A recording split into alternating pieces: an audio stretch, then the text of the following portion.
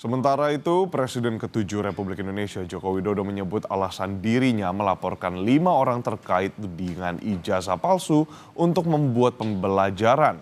Ia merasa dihina dan direndahkan dengan adanya tuduhan tersebut.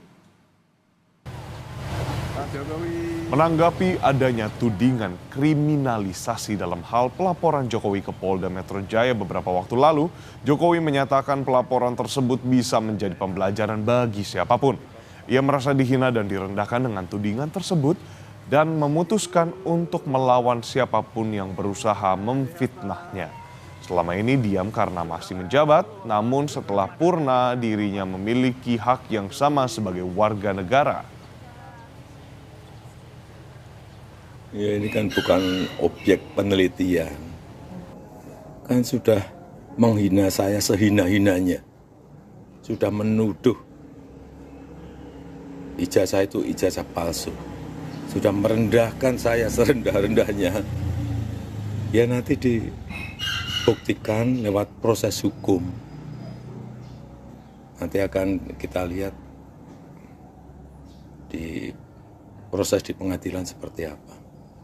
Nanti akan menjadi pembelajaran kita semuanya.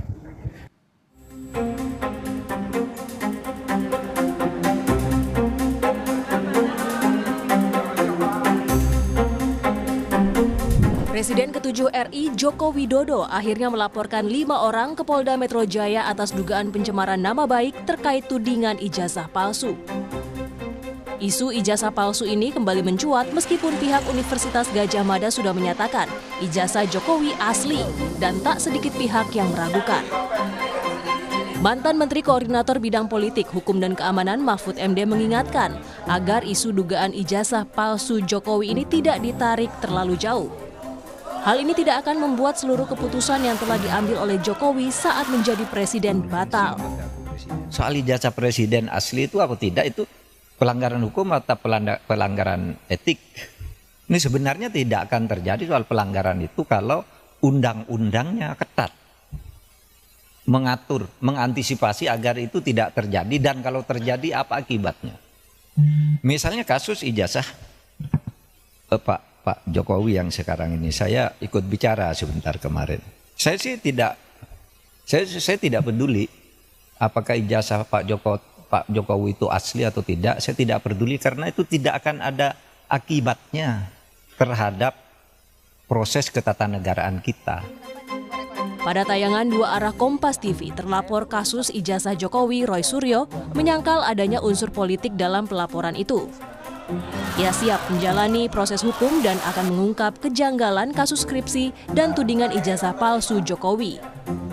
Roy juga menyarankan agar ijazah Presiden Joko Widodo diuji keasliannya di laboratorium forensik independen di luar negeri. Apa sih sebenarnya, apakah Mas Roy siap? Karena kan kalau salah satu terlapornya misalnya Mas Roy di situ belum mau dibuka juga kan sama Mas Yakub, nanti akan diumumkan polisi. Tapi kalaupun iya, artinya kan konsekuensi hukumnya ada, sanksi, ada penjara juga loh kalau terbukti. Gak apa-apa. Galileo Galilei itu akhirnya sampai dihukum. Kemudian Kopernikus itu dihukum karena mempertahankan bahwa bumi itu bulat, yang waktu itu dipercaya bumi itu lurus. Jadi clear aja kalau saya katakan memang software bisa salah, peneliti bisa salah, tapi kami tidak boleh bohong. Tapi ini bukan motif politis. Oh sama sekali enggak, aku udah enggak di politik lagi Pak. 15 tahun udah cukup, 5 tahun saya udah enggak di politik. Ini bukan residu politik juga kan? Oh enggak ada apa-apanya. Jokowi melaporkan dugaan pencemaran nama baik dan fitnah ijazah palsu ke Polda Metro Jaya pada Rabu 30 April lalu. Jokowi melaporkan 5 orang terkait kasus ini, satu diantaranya pakar telematika Roy Suryo. Tim Liputan, Kompas TV.